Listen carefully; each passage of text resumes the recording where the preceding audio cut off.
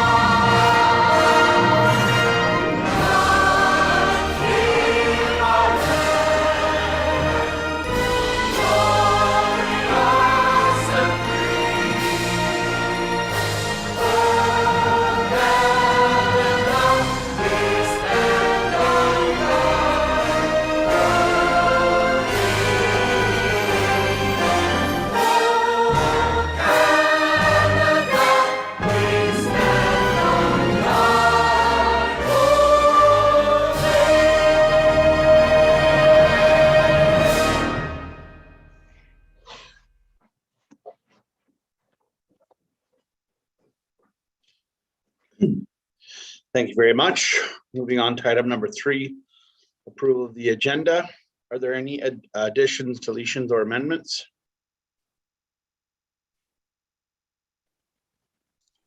Through you, Mr. Deputy Mayor, there are no amendments to the agenda this evening. Okay, thank you. Moved by Martin Lang, second by Stephanie Jaworski. Be it resolved that the Council of the Township of South Glengarry approve the agenda as circulated. All those in favor of the motion?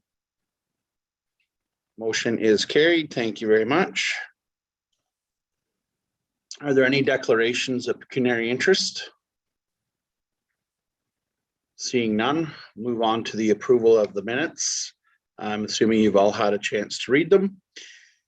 Moved by Stephanie Jaworski, second by Sam McDonnell. Be it resolved that the minutes of the November 15th, 2021 regular council meeting, including the closed session minutes, be approved as circulated. All those in favor of the motion? Motion is carried. Thank you. Moved by Sam McDonnell, second by Martin Lang. Be it resolved that the minutes of the November 15th, 2021 public meeting of the Township of South Glengarry be approved as circulated. All those in favor of the motion? Motion is carried. Thank you very much. And lastly, moved by Martin Lang, second by Stephanie Jaworski, be resolved that the minutes of the November 19th special council meeting, including the closed session minutes, be approved as circulated. All those in favor of the motion? Motion is carried. Thank you very much. So moving on to presentations and delegations, we have Todd Leho from SD&G counties here to make a presentation about historic work. Welcome, Todd. Thank you, Mr. Deputy Mayor. If I could just get a thumbs up that you can see me and hear me, that'd be great. With your permission, sir, I can begin to share my screen and provide the presentation. Yes, please go ahead.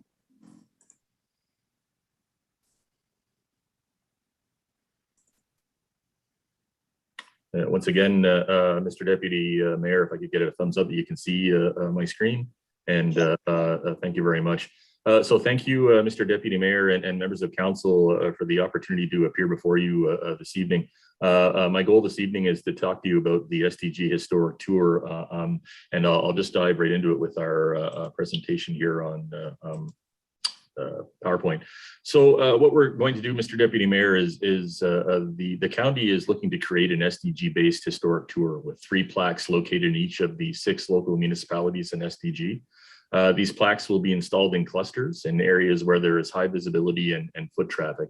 The tour will complement other plaques and hubs located in the region, including those already in place in local municipalities, the Lost Villages Museum in South Stormont, as well as the commercial and waterfront districts in the city of Cornwall. And what the tour will do, Mr. Deputy Mayor, is serve as a vehicle for expanding the Where Ontario Began brand throughout the counties.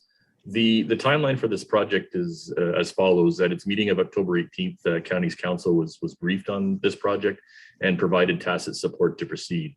The goal is to have this project continue with presentations. Actually, in fact, Mr. Deputy Mayor, this is the final presentation for local municipalities. I've been to the other 5.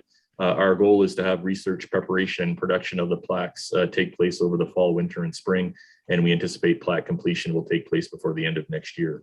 The county has identified a budget of $50,000 for this project. It's fair to estimate that a plaque can cost in the neighborhood of $2,500, and that includes the artist's fee, the plaque production, as well as the manufacture and installation. And as I said, the county has identified funds that can be spent on this project. The reason why I'm here, Mr. Deputy Mayor, is twofold. One is to start a conversation around partnerships.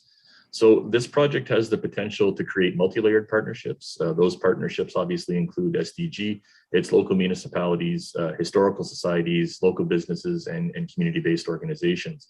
Of particular importance, Mr. Deputy Mayor, it will be the fostering of relationships with local historical societies, who will be an important resource when it comes to collecting materials, photos, and other content for these plaques. In fact, I just left a meeting this evening, Mr. Deputy Mayor, in North Glengarry with the Culture and Heritage Committee, and we had a great conversation this evening about content and locations for the plaques in that municipality. And that leads me into a discussion with you this evening about content. So our goal is to liaise with local municipalities and local historical societies to develop some engaging content that will tell stories of value, not only for residents, but for visitors to our area as well. The plaque content consists of a central painting, and that's usually based on historical photos or accounts, as well as verbiage that explains the story behind the artwork. The plaques will also contain reproductions of old photographs that further illustrate the links to the past that we're trying to convey. There are some potential spin-offs, Mr. Deputy Mayor. In Cornwall, a book was created in 2019, which depicts all of the plaques contained within the Cornwall Historic Walking Tour. And if I can just back up a little bit, before assuming this role with the county, I was the executive director for an agency called Heart of the City in Cornwall. And our goal with Heart of the City was to really engage in some downtown and some revitalization in Cornwall. And one of the programs that we did was this program in Cornwall. And our goal all along was really to branch out beyond municipal borders in the city. And we did that to a certain extent with the plaques that we created at the Lost Villages Community Museum. And I took this role a couple of years ago, and the county sees value in expanding this project, as I said, beyond municipal borders in Cornwall. When we did the project in Cornwall, we sold books and we also sold calendars. And there was some modest revenue that was generated through the sale of these things, but really what they were sold for and what we rolled them out for was to create different levers to kind of add some legs to the project and keep it in the minds of the public. A little spin-off though from this particular project is like many communities, SDG and its local municipalities already have a number of plaques that mark watershed moments from our past. And what we want to do with this project, Mr. Deputy Mayor, is create an inventory so that partners, local historical societies and others who want to know where these plaques are and what they represent, not just this particular project, but all of the plaques that are out there now, we would create a repository of that information so that it would be readily available for other individuals should they be looking for that information. One of the other key topics of conversation with respect to this tour is location.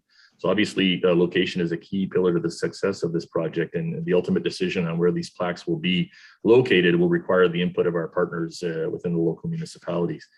Some key points to remember when choosing a location for these plaques is number one is traffic. We want to create them and put them up in clusters in areas where we know people are going to congregate.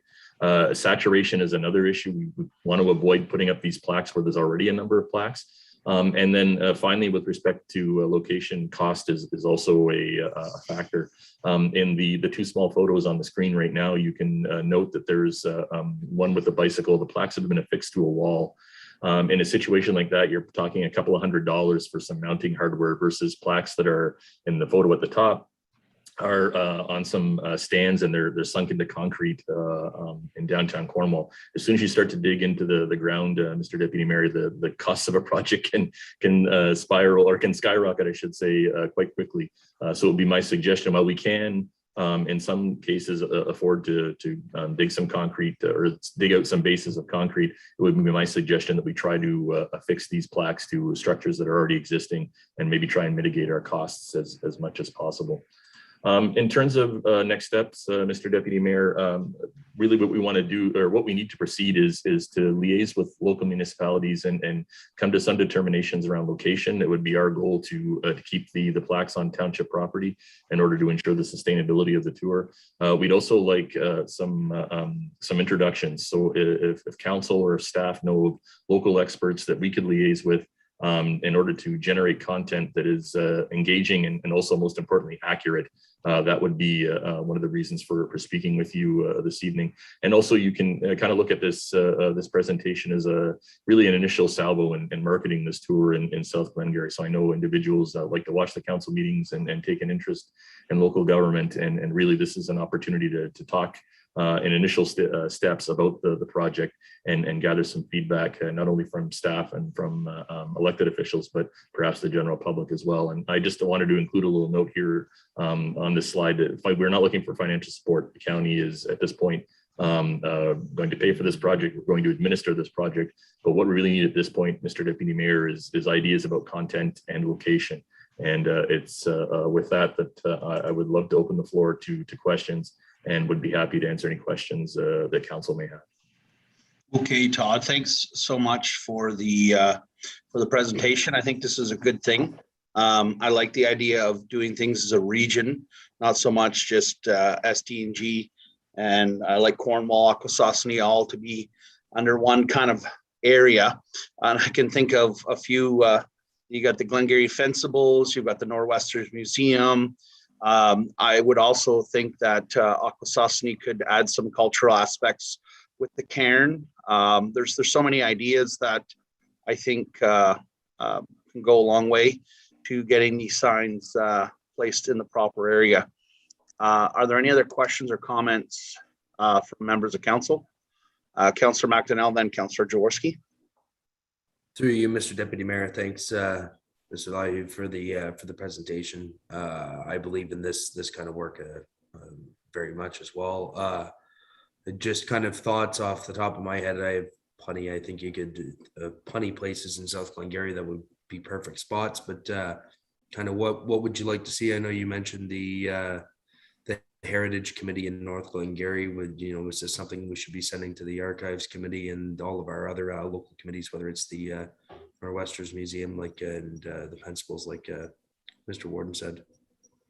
Yeah, those would be great places or places to start. What I would suggest respectfully through you, Mr. Deputy Mayor, is I had a great conversation with Deputy Mayor Gardner in South Dundas about locations, and we very quickly came to the realization that the waterfront in South Dundas is kind of full with respect to plaques, and we were looking at some other locations, and I was kind of thinking that perhaps that might be, with respect to the cairn and some other locations along the waterfront in South Glengarry, those areas may already, for lack of a better phrase, be spoken for at this point. And it would be my suggestion, and it's just a suggestion at this point, perhaps we might want to look at other locations, maybe Williamstown at the fairgrounds or something like that, where we might want to erect some of these plaques. It might go a long way to telling some of the stories about community events and locations.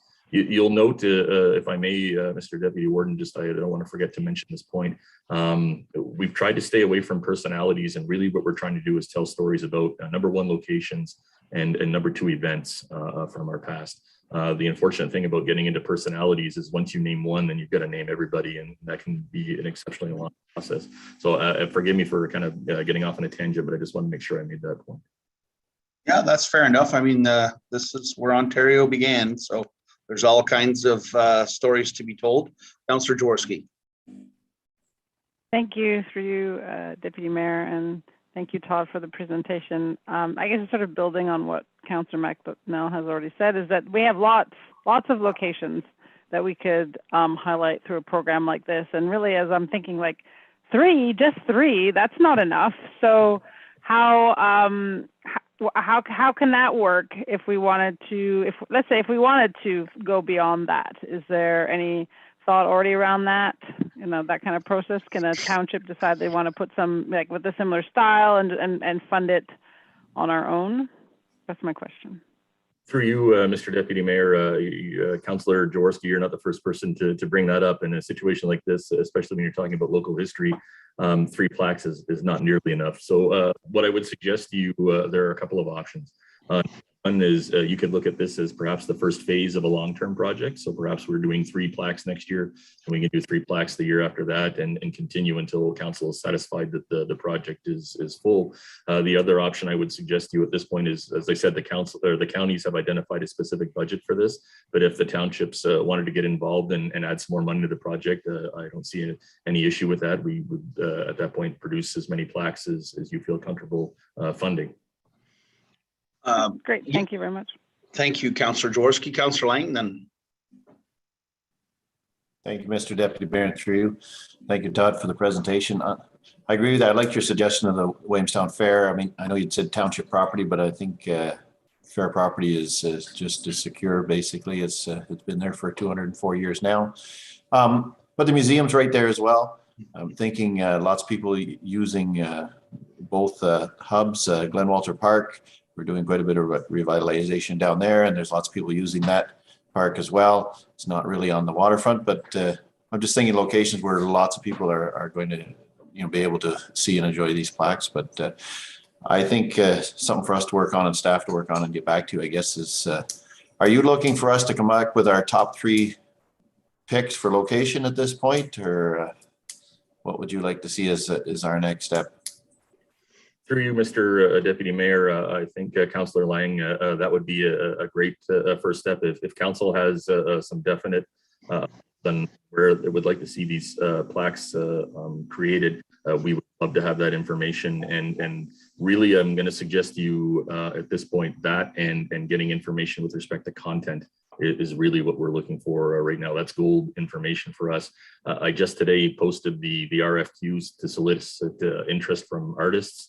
So that process has begun, and ultimately what I'd like to see happen through you, Deputy Mayor, is to start meeting with local experts, whether it's members of staff or historical societies or whoever, starting after the holidays. So in January, we really need to start having those meetings to gather that information with respect to content and location so that we can start engaging our artists, whoever that happens to be, to start their work.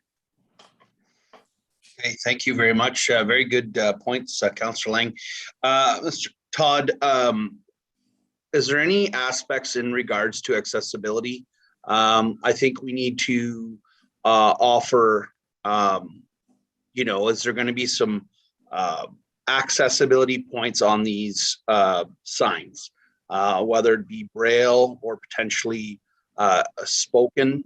I know it puts the value of the signs up, but we can't forget our other members of our community. And there's also people from, those communities who, want to come and are not able to. So is there any aspect in regards to accessibility, either for someone who is visually impaired or is can't hear, or, I'm just wondering if there's any accessibility components to these signs. Thank you for the question. So in a roundabout way, I'll try to answer this. The short answer is, does it include Braille or anything like that? To this point, it does not. But I would be happy to have those conversations if that's something that we see value in. And I certainly understand the point of your question. In a roundabout way, the goal of the project is once the plaques are in place, is we're going to liaise with our GIS department, not only at the county level, but with the city of Cornwall as well, and create some interactive maps that will be used so that individuals can go on and see where the plaques are, click on those plaques on a map, It would then open up the plaque. It would say where it is, what it includes. And then through that process, there's an opportunity if an individual is visually impaired to have screen readers and that sort of thing, read the material back to those individuals online. But as I said, I would be happy to continue having conversations around accessibility to ensure that as many people as possible can enjoy these plaques. Good. I think that needs to happen. And one other point before we move on is I believe Miss Baggs worked with some other members. We created a local historic map, so that may give you some ideas where to start, and then we can be built off of that. Fair enough. Madam Clerk. Yes, through you, Mr. Deputy Mayor. That's great that you brought that up. That's why I clicked my camera on earlier, was to mention that in 2016, we created the Glengarry Roots Heritage Map and did extensive research with a consultant and a lot of local history buffs. So that would be a great place to start, Todd. And further to that, we do have a heritage committee of council. We haven't engaged much this term, but that certainly could be a project we could involve them with as well if council were to direct administration to seek some feedback from the committee. Perfect. Thank you for that, Madam Clerk. You refreshed my memory. So I think that should certainly go in front of our Heritage Committee. And Todd, I'm sure they will be happy to hear from you as well. And I look forward to seeing the next step for this project. Thank you very much for your presentation, and we'll see you soon. If I may, just before I leave, and I appreciate your kind words, Deputy Mayor Warden. Who would I get in? Who should I speak with next, I guess is my question. My thoughts are Ms. Servage in the Parks and Recreation and Culture. Ms. Servage, I believe, would be the individual you should speak to next. And if not, I'm sure Ms. Servage will be happy to point you in the right direction. Very good, sir. I do appreciate your kind words tonight and kind support for this project. So stay tuned. We will be back to you very shortly with next steps. We love our history in Glengarry. Very good. Thank you, sir. Thank you so much. Have a wonderful night. Thank you. Moving on to 7A staff reports, 7AA RFP 23-2021. Councillor, Glen Walter Play Structure, Ms. Servage. Thank you. Good evening, council and members of the public. This report is regarding the replacement of the Glen Walter play structure. The current play structure in Glen Walter Regional Park has well exceeded its life expectancy. The township issued an RFP on October 18th for the design, excavation, supply, and installation of a new play structure. The RFP instructed that all submissions must meet specific requirements such as CSA standards and its Annex H accessibility requirements and engineered wood fiber surfacing. The RFP also specified that the play structure must be installed by June 30th, 2022. The 2021 budget included $100,000 for the replacement of the existing play structure. Due to the delay of the project, this amount has been transferred to the 2022 budget. In addition to this amount, the Glen Walter Parks and Recreation Committee raised over $120,000 for this project. It was determined between staff and the Recreation Committee that the RFP would specify a budget of $180,000 for the play structure. This way it would allow for the additional $10,000 from the township to go towards an accessible pathway to the structure. The additional money raised by the committee that will go towards sponsorship signage at the park to recognize those that had put money towards this project. The township received 9 design options from 7 separate suppliers. All proponents were given the opportunity to submit up to 2 design options. Based on the evaluation matrix provided in the RFP, it is the recommendation that the township award the project to Playground Planners Option 2 for $179,930 plus HST. Playground Planners provided relevant references, and they have been working in the Eastern Ontario market for 25 plus years. They work with high-end playground suppliers, Playground or Play Power Canada, which has the Little Tykes Commercial and Miracle Recreation lines. In addition to meeting the needs of the RFP, administration and the committee agree that this design has utilized the budget provided to the fullest extent. As council is aware, this is the second RFP process for this project, as the last RFP was not awarded. Throughout this RFP process, administration has been in communication with the Glen Walter Parks and Recreation Committee to ensure the RFP met the needs of the committee. Administration also consulted with the committee during the evaluation process, and they are in favor of the proposed successful design option. I know that the supply of products has been difficult in various industries, including playground equipment. The proponent we are recommending did specify in their proposal that the project would be completed by the deadline of June 30th, 2022. Staff are hopeful that the township moving on this project right now will allow for this project to be completed in the timeline provided. So it is included in the report, the option that we are bringing forward tonight. So it is the recommendation of staff to award RFP 23-2021 to Playground Planners option 2 as per their submission of $179,930. And yeah, if you would like to see the next page of the report is the design option. Does council have any questions? Okay, thank you very much for your presentation, Ms. Servage. I, for one, am very excited for this to be coming across our table with consultation with the local groups. And I think everything you said is exciting.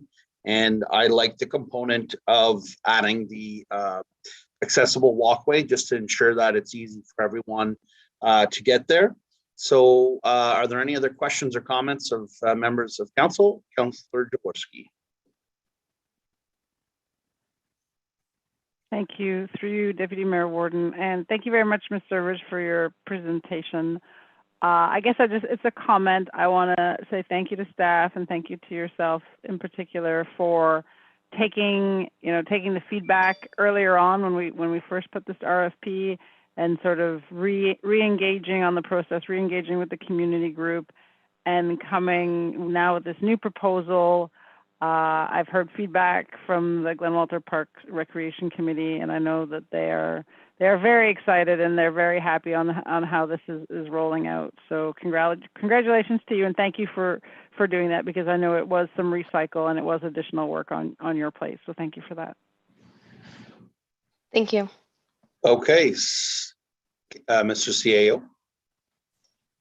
For you, Mr. Deputy Mayor, I don't want to take too much time, but as noted by Councillor Jaworski and Ms. Servage with the Glen Walter Recreation Committee, led by Rizwan Mustafa and Chris Bourgon, and all of the committee members, there was also an effort on behalf of the committee to publish the names of those who donated in the Glengarry News, as well as an ongoing piece to recognize those who donated. So it's a real community effort, and I want to not only thank staff, but it's the community who came together and donated that's made this possible. And as I've noted since I came to the township, Glen Walter Park is a gem, and this is just a start. It's not a finish. Well said, Mr. CAO. Seeing no other comments, moved by Stephanie Jaworski, second by Sam McDonnell. Be it resolved that staff report 163-2021 be received, and that RFP 23-2021 for the Glen Walter Regional Park play structure be awarded to Playground Planners as per their submission, $179,930.90 plus HST. And furthermore, that the deputy mayor and clerk be authorized to sign all applicable documents. All those in favor of the motion? Motion is carried. Thank you very much, Ms. Servage. Very much looking forward to this coming forward. Moving on to 7AB, Fowler zoning amendment and addition of a definition. Ms. Haley. Thank you, Mr. Deputy Mayor. I'll just go through some of the highlights of my staff report. So this property is located on the east end of Beaverbrook Road on the north side, really at the point where Beaverbrook Road meets County Road 18. The property owner is Bernard Meehan and Linda Fowler. And you may recall at our public meeting not that long ago, their planner, John Meek, did a presentation proposing this site-specific zoning amendment. So the subject property is a little over 100 acres. It contains a small cabin, a provincially significant wetland, a large pond, a managed forest, municipal drain, a pipeline easement, but it's primarily considered to be a vacant land. So the purpose of the proposed zoning amendment is to be able to create a site-specific exception to permit a meditation center on the subject property. And the meditation center is proposed to be non-denominational for learning meditation techniques, spending time outdoors, walking on trails, gardens, etc. And they are proposed to construct a structure 90 meters away from the provincially significant wetland boundary, which is well beyond the legislated 30-meter required setback. You also mentioned that we're proposing a definition to be located in our bylaw as well. The reason for that is we've had some interest over the last year and a half, especially due to COVID-19, of individuals looking to create more uses like this. So the definition that's proposed for this bylaw is a meditation center, meaning lands, buildings, or structures where meditation, holistic healing, and relaxation practices are offered and may also include, but is not limited to, yoga, reflexology, massage, naturopathy, acupuncture, homeopathy, and forms of martial arts.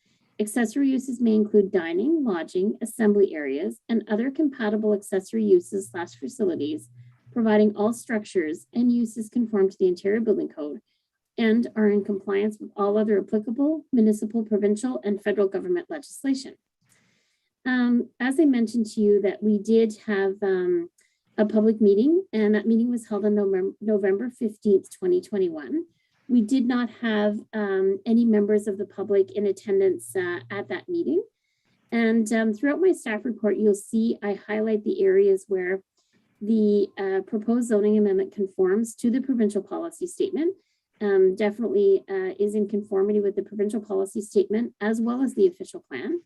And you'll also notice in the zoning bylaw section, they do speak to parking requirements and that they are able to meet the parking requirements given that the property is over 100 acres in size. When we did the circulation, we notified the United Counties of Stormont, Dundas, and Glengarry Transportation Department, as well as the Raisin Region Conservation Authority.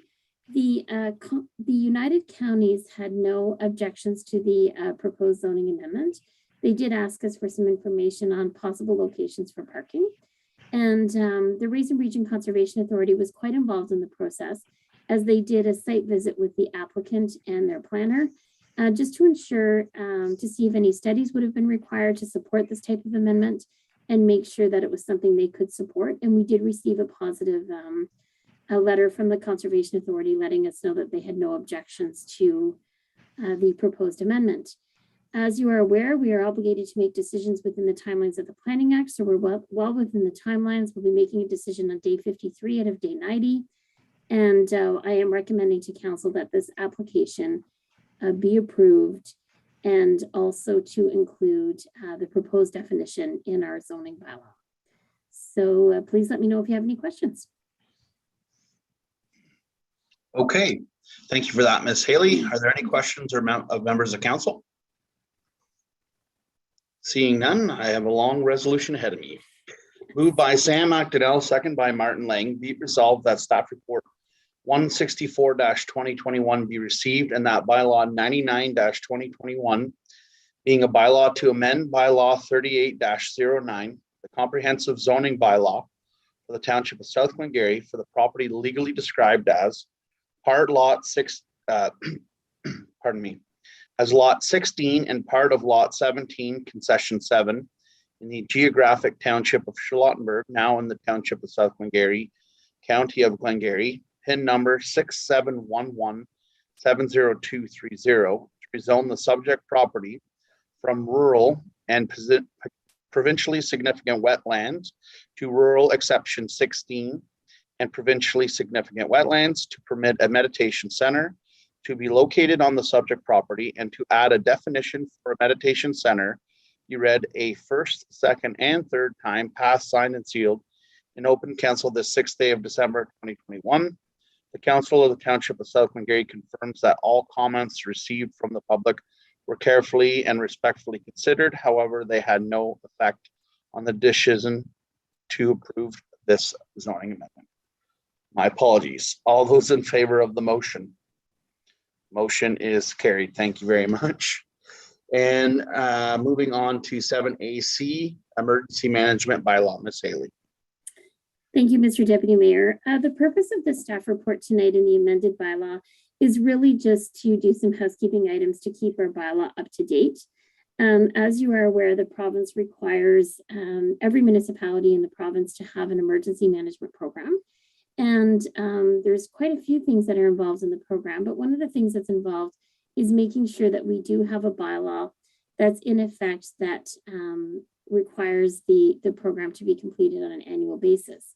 So you will see in my staff report that basically the purpose of amending it was to ensure that the appropriate legislative terms are included in the bylaw. So a couple of changes were made to that effect, as well as changing my title as I am the Community Emergency Management Coordinator for the municipality.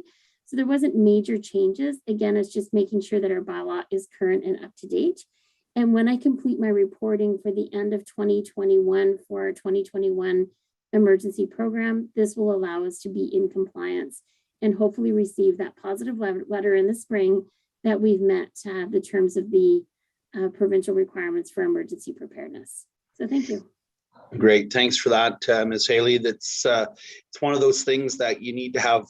You need to have it just in case. So, are there any questions of council members?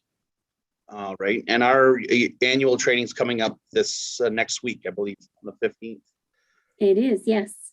Okay, good. Moved by Martin Lang, second by Stephanie Jaworski. Be it resolved that staff report 165-2021 be received, and that bylaw 100-2021 being a bylaw to provide for the establishment and adoption of an emergency management program for the Township of South Glengarry be read a first, second, and third time, passed, signed, and sealed in open council the 6th day of December 2021. All those in favor of the motion? Motion is carried. Thanks again, Ms. Haley. So moving on.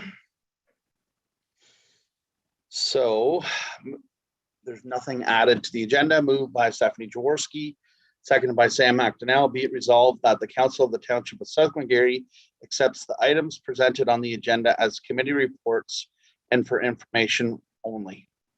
All those in favor of the motion? Motion is carried. Thank you. Moved by Sam McDonnell, second by Martin Lang. Be it resolved that the council convene to close session at 7:38 p.m. to discuss the following items under section 239 of the Municipal Act. 2, a meeting or part of a meeting may be closed to the public if the subject matter discussed is B, personal matters about an identifiable individual, specifically verbal update, identifiable individual. F, advice that is subject to solicitor-client privilege, specifically staff report 166-2021. And K, a position, plan, procedure, criteria, or instruction to be applied to negotiations, specifically instructions for negotiations. All those in favor of the motion? Motion is carried. Thank you very much. I'd like to thank the public for attending this first part of our meeting, and we will be back after the closed session. Thanks again.